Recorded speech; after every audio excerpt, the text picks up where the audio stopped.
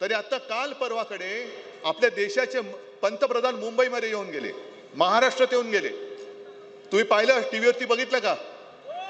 मी नाही बघितलं, पण मी ज्यांनी पाहिलं त्यांना विचारतोय, त्यांच्या भाषणामध्ये कुठल्याही दोन्ही भाषणात 2, 3, 5, 10 भाषणं झाली असतील, एका तरी भाषणात शेतकऱ्यांबद्दल काही उल्लेख होता का?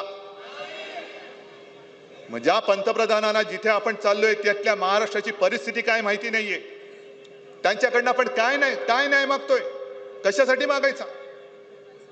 म्हणजे जे एक फुल आणि दोन हाफ बसलेले आहेत, कोण? एक फुल आणि दोन हाफ.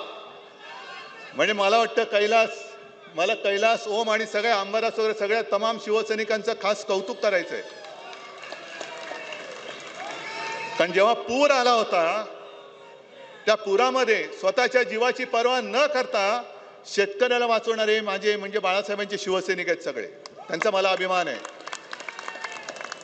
आणि कैलास, तुम्ही जे बोललात, राजा उदार झाला आणि हाती काय दिला? अरे आता येता एका शेतकऱ्यांनी सांगितलं की साहेब हातात टरबूज दिलं. राजा उदार झाला आणि हातात काय दिलं?